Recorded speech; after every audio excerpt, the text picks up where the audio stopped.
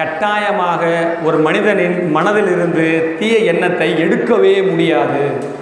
என்ன சுவாமி, தீய எண்ணம் இருக்கக்கூடாதுன்னு சொன்னேன், தீய எண்ணம் வந்துடுத்து நான் இயல்புன்னு சொல்லியாச்சு, அப்போ எடுக்கவே முடியாதுன்னா அப்போ என்ன தான் பண்ணுறது?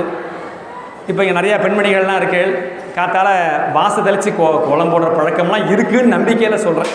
காத்தால இருந்து வாச தெளித்து கோலம் போட போகிறோம், ஸ்டிக்கர் கோலம் இருக்கும், இருந்தாலும் போடும்போது ஒரு நாய் வந்து அசிங்கம் பண்ணியிருக்குன்னு வைங்கோ, அது என்ன பண்ணுவோம், ஒரே நமக்கு நாத்தமாக நாரும்.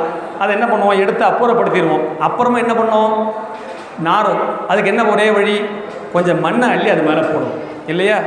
அதுபோல் ஒரு மனிதனின் மனதிலே எழக்கூடிய தீய எண்ணத்தை களைவதற்கு ஒரே வழி நல்ல எண்ணத்தை வளர்த்து கொள்வது. இப்போ ஒரு 10 தீய எண்ணம் நம்மள்கிட்ட இருக்குது அப்படின்னா அதெல்லாம் எடுக்க முடியாது, இருக்கும்.